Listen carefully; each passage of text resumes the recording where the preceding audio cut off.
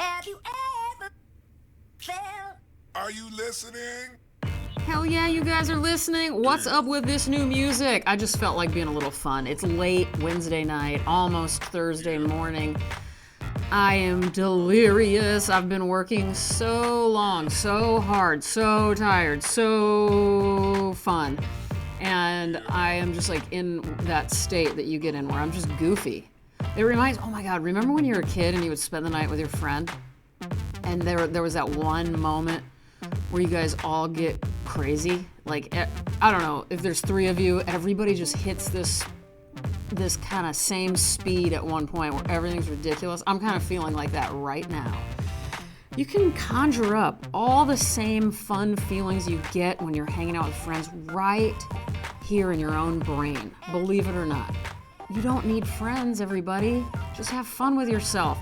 How's everybody doing tonight? This is me reading stuff. My name's Robin O'Neill. What I really do is I make art, and what I do second to that is make casseroles, and then third comes this podcast. I've been doing it for about 6.5 years, I think, if that's correct. Anybody know? And I love it. And I read to you guys. I talk about things, and I ask you how you're doing. And I gotta tell you, it's just nonstop how happy this podcast makes me. I got, you know what? I think I'm just gonna read it if I can find it. I thought I took a screen grab, but I got a letter from somebody this week, and I hope they won't mind me reading it. I won't say their full name. I'll say their initials. How about? And this email and the main compliment in it was so exactly the main reason I feel like I do this podcast that I don't know. It just meant the world to me. Okay, hold on. Let's see what it says. I think I have it here. All right. This said, Robin, I love you. You have always inspired me and got me through some tougher times with your art and your podcast. You've entertained me and let me feel more comfortable being myself. That is from initials CF, F as in Fox. So the part that I'm talking about is let me feel more comfortable being myself. And to you, dear friend and writer of this nice message, I cannot thank you enough for telling me that. Because honestly, I don't know. I mean, I have a lot of really loving people who listen to this, but occasionally I get really bummed out and wonder why I'm doing it for all sorts of reasons that I won't get into, but I'm not immune to the annoyances that, you know, a lot of people have when they put themselves out there. You know, you just get all sorts of things back that are not great. So but that's beside the point. My main thing is thank you to anybody who's told me something like this. And maybe I should start reading little notes from you guys or something just to let you know. I read everything you guys send me eventually. Sometimes I don't right away, but this one I saw right away, and I'm so glad I did. And I mean, basically, you guys have been with me on this journey, for lack of a better word, of really accepting who I am.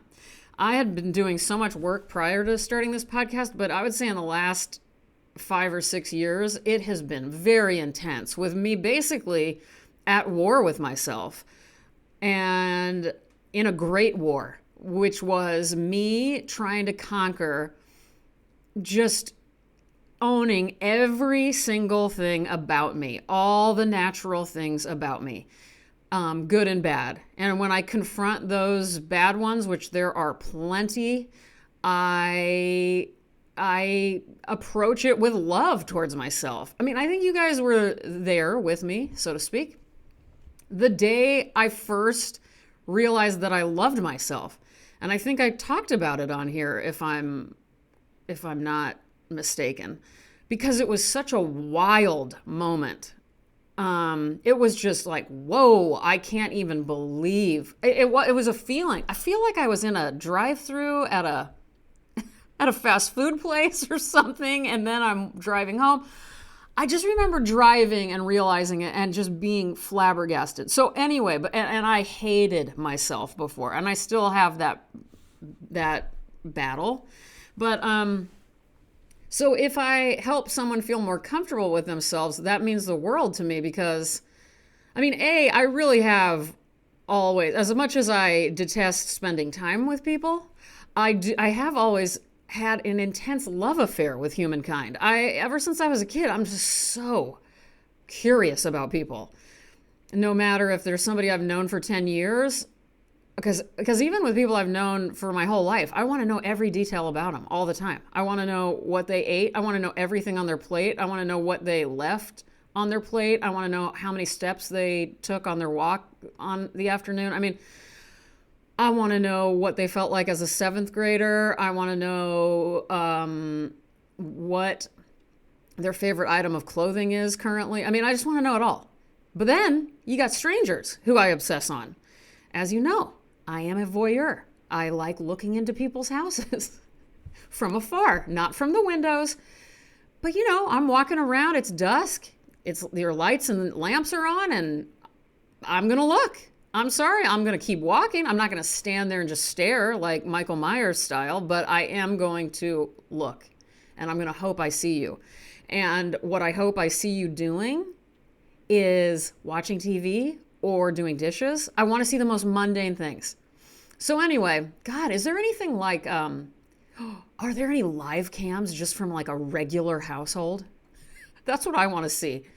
Oh my God. If there's like, I don't know, some area in Kansas that I could just like, you know, I don't know where, I don't know, just somewhere, just a house in Kansas. And these guys are crazy enough to decide to put cameras in their house, live stream the whole thing, their life, their regular ass life. I would watch that. I would never do anything but watch that. Anyway, I don't even know what I'm talking about. All I know is that message meant a lot to me. I was on a roll here. I was like trying to tell you guys something, and now I don't remember what it is. Well, anyway, I hope the message came through. I'm telling you, I'm so tired. I can't believe I can even speak right now. Okay, what have I been up to this week? Well, I'm really in the throes of working towards my next New York solo show, which is at Susan Inglet Gallery. Opens my birthday week, which is sometime around April 30th. That's my birthday. And I think it opens, let's see, is there, oh, hold on a second. No, I don't have a calendar that I can see that on right now. But, so if you happen to be in New York in late April or early May, you can come check out my show. This is definitely, listen up. Listen to this and take notes. This is going to be the best show I've ever had. Best show, best gallery show, best museum show, best coffee shop show, best studio show, best I'm in school doing a weird show in my backyard show. It's going to be the best. I know that for a fact. I better not die before I finish this or I'm going to become a zombie. Is that what they're called? Zombie? Is it zombies or I don't even know what a zombie is right now. The ones that come out of graves. I don't even know if that's a zombie. Honestly, I don't know what's wrong with me right now. Well, anyway, so I've been working hard on that. I could go on and on, but I'm not going to. If you guys, by the way, if you ever have any questions for me, you can also just email me at mereadingstuff@icloud.com. If you want me to answer questions live on the show, I could do that.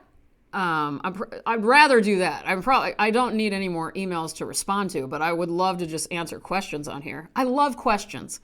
If you guys didn't already know this, I ask you about 2 billion questions a week, so you probably knew it. But I also love receiving questions. That is one of my greatest indulgences in life, and something I'm slightly embarrassed about admitting. But I love questions. I love asking them. I love receiving them. I love answering them. So please. Okay, so that's what I've been up to. That's number one. Number two, I can't thank you guys enough for all of the love in the shop. I have been going crazy trying to catch up with these orders. So, by the way, let's just do a little shop talk really quick. I think I have maybe 31 cards left at this point.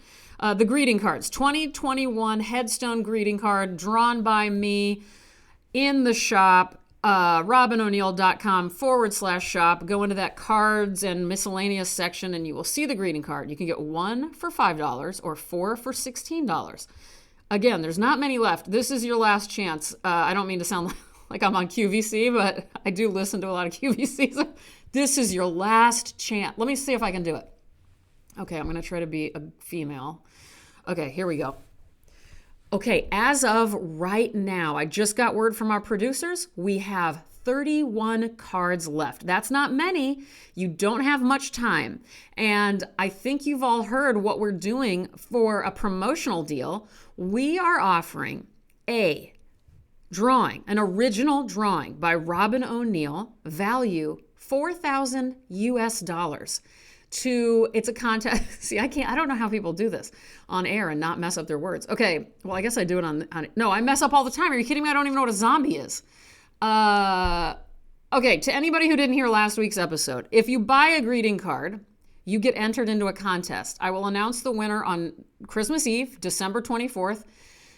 And the winner will receive like I just said, $4,000 drawing, about 8 by 10. Approximately. So you could win something worth $4,000 by spending just $5. And you're entered once if you order one card. If you order 8 cards, you're entered 8 times. If you order 20 cards, you're in it 20 times. And I've had a lot of people who did big orders, which is cool. So unfortunately for those of you that didn't do that, I know I kind of feel bad. Maybe I should have just done 1 per entry because anyway.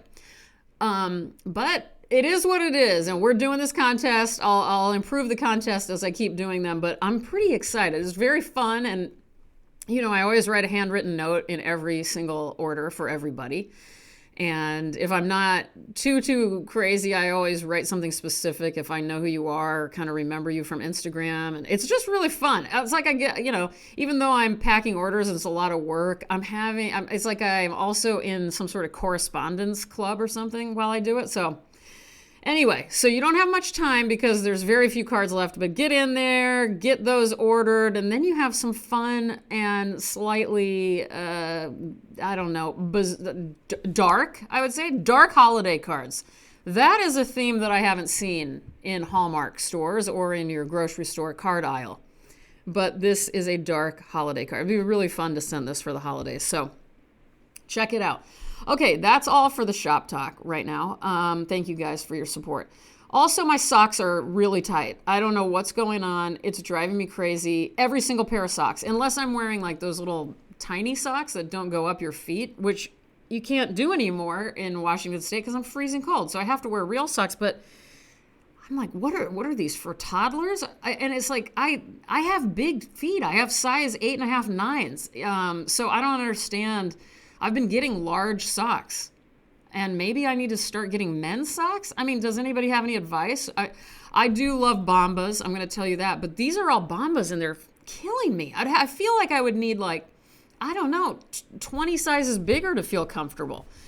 I watched this would be of interest, hopefully, to some of you. Who here knows that one of my favorite writers of all time is Patricia Highsmith?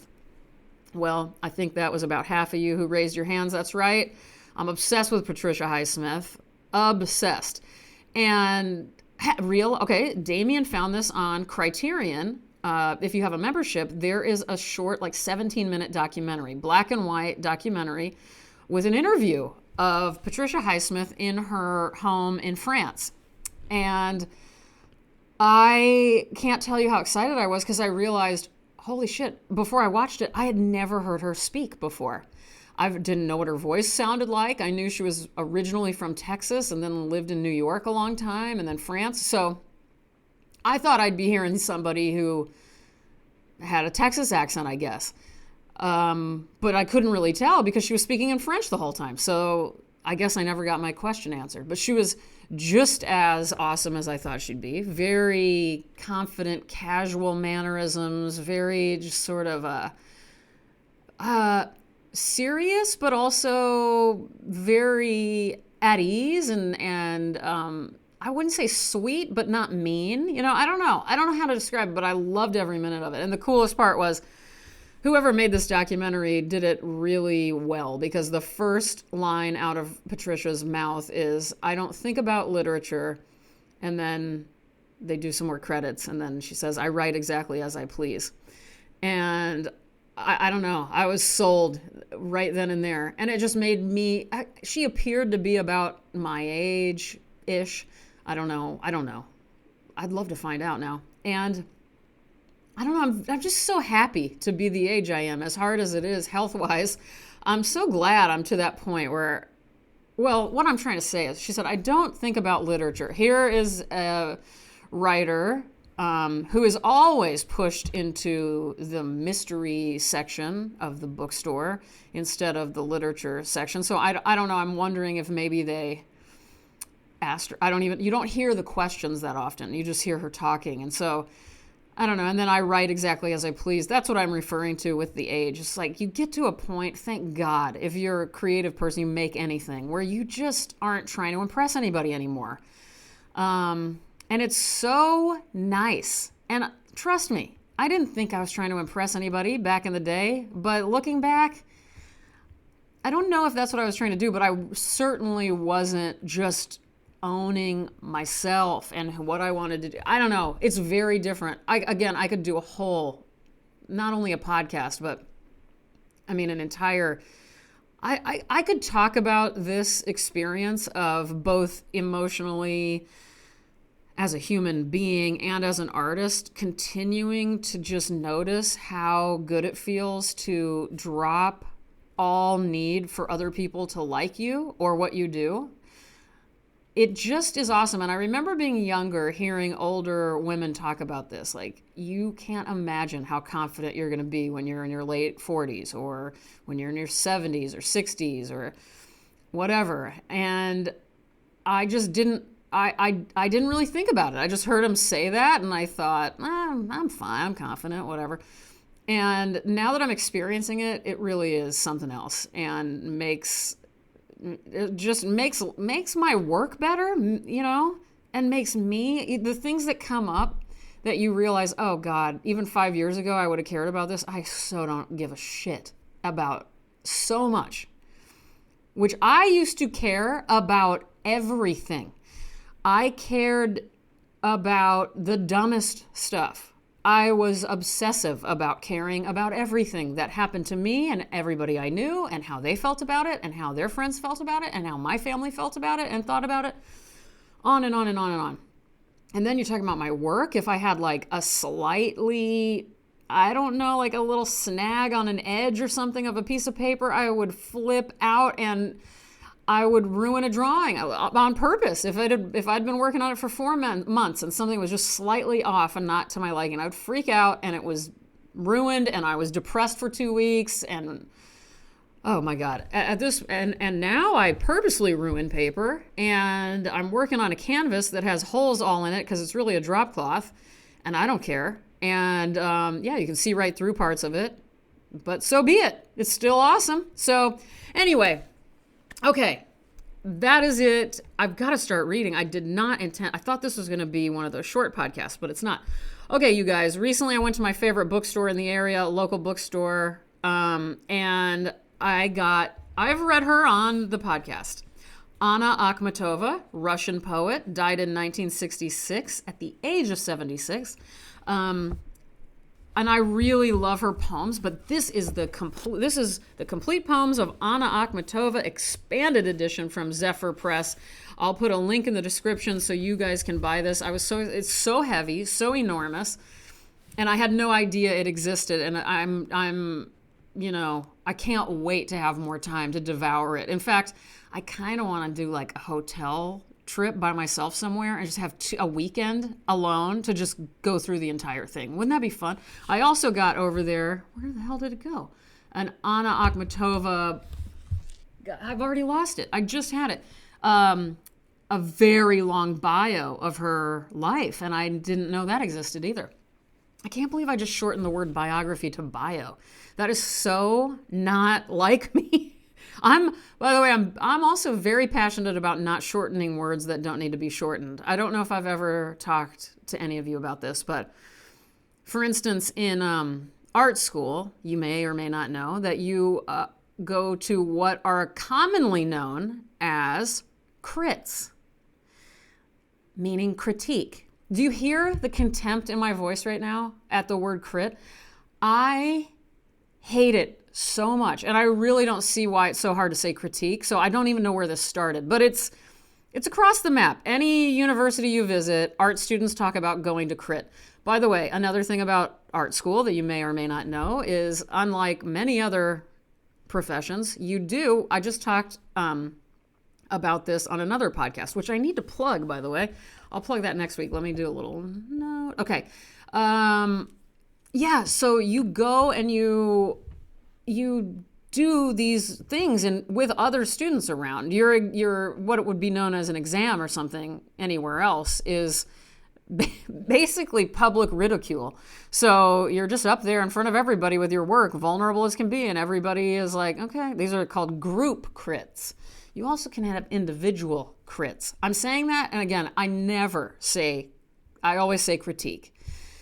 Anyway, it's, why am I talking about this again? You guys, I don't know what's going on. I just don't like to shorten words. Okay, back to Anna Akhmatova. I don't know much about her other than what I already told you. I know she's considered one of the greatest Russian poets of the 20th century, and I think she was up for a Nobel Prize, or maybe got one.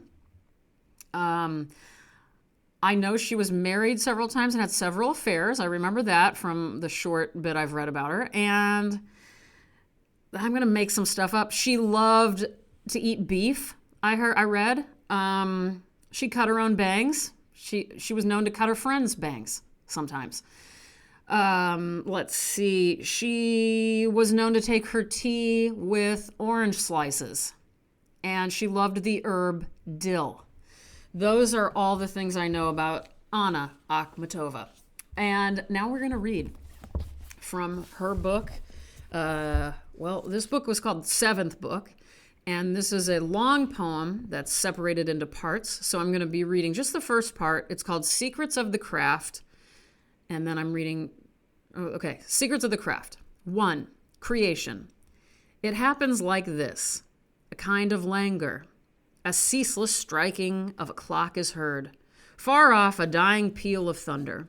I somehow sense the groaning and the sorrows of unrecognized, imprisoned voices.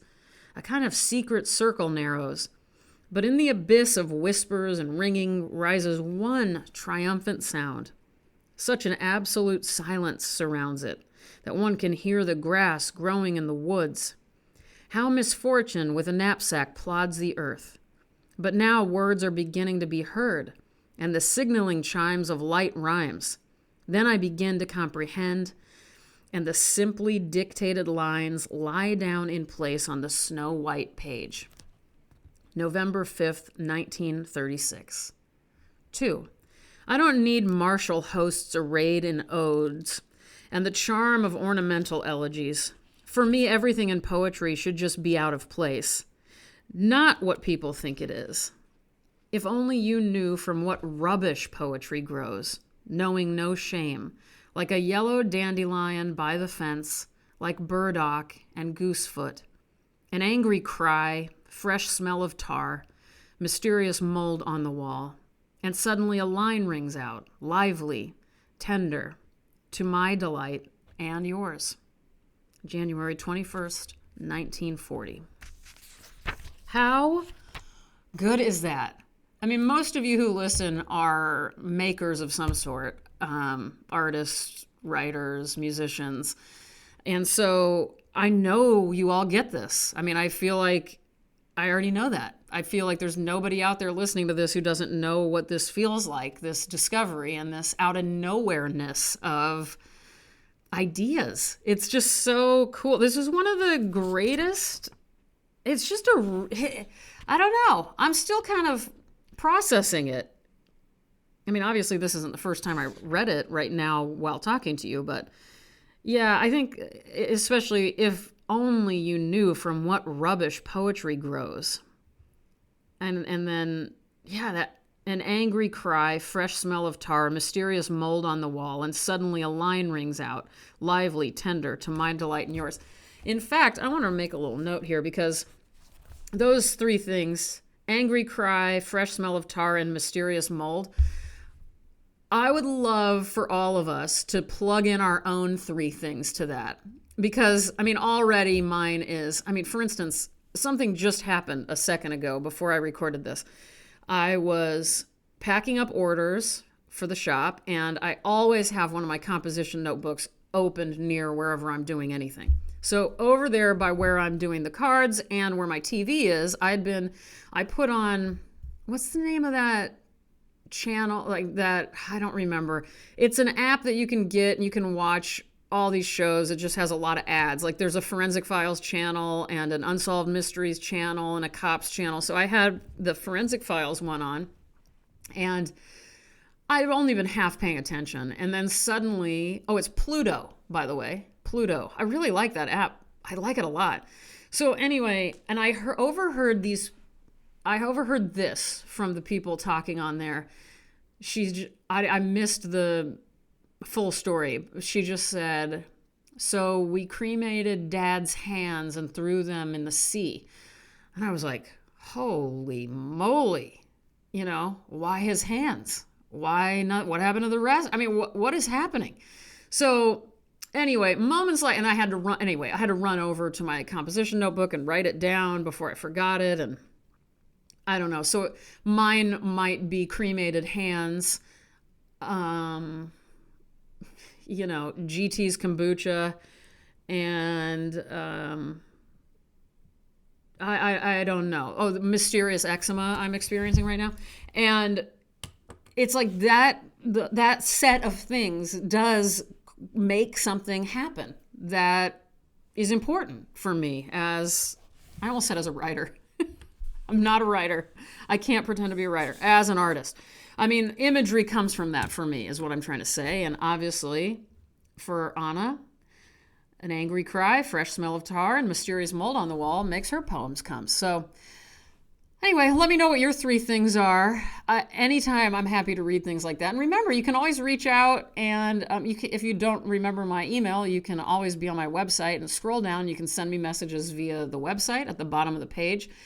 I'm also still giving 50% off all orders of t-shirts and sweatshirts via cottonbureau.com. You can find a link at the bottom of the miscellaneous page on my shop. If you can't find it, just search me reading stuff in cottonbureau.com. I'll put a link in the description so you can find that. And 50% of all proceeds go directly to the Trevor Project. That is a wonderful organization that provides 24-hour, toll-free, confidential suicide prevention for LGBTQ plus youth.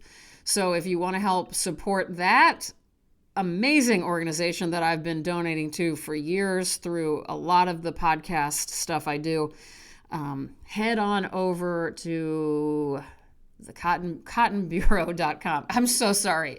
Everything will be in the description of this podcast. So don't you worry about that. What else? Oh, and also, if you happen to be in Texas and if you want to attend the Dallas Art Fair, that is this weekend.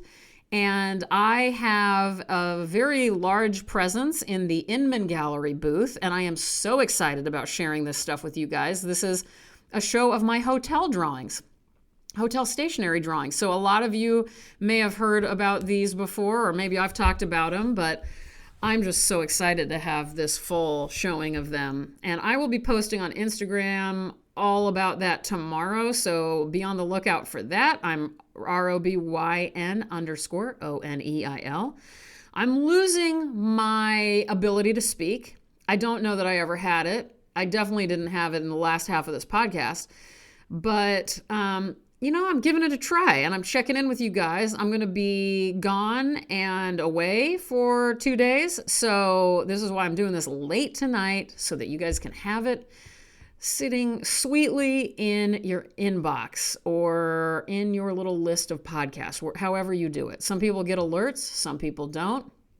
And all I know is that I like talking to you guys. I like hearing how you're doing. I'm just very interested in all of you guys. The little bit I get to know about each of you, I'm like, this is my greatest group of friends. I keep thinking we got to do something when the world gets better.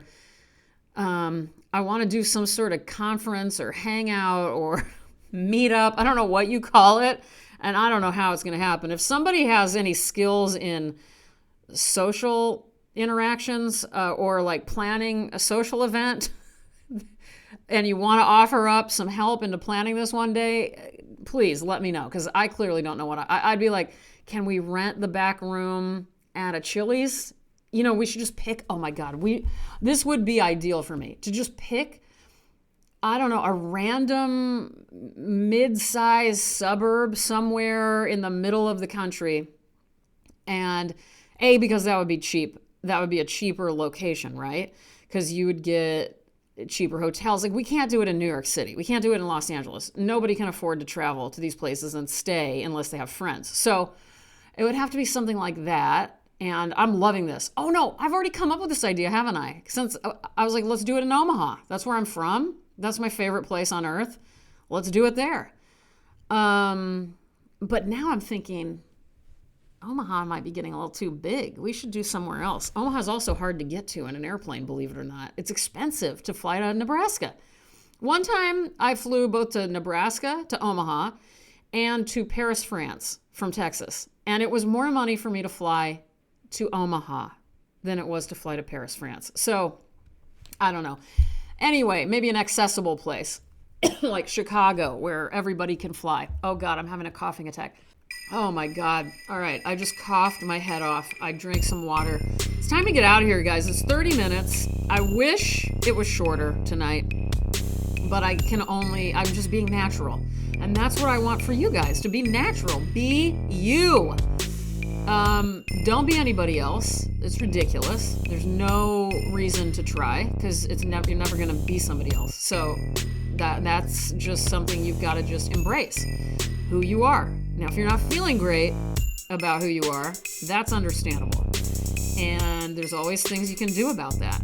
Just trust your instincts. Everybody has good instincts. That's the other thing, is that most people know what they need to be happier or to be healthier, or sometimes you don't. But I think deep down, the gut instinct, we all kind of know. Like, I know. The things that are really hard for me right now, I know exactly what I need to do. I just don't do them. All right, you guys, I love you. Have a good week. Thank you for all your support. Bye-bye.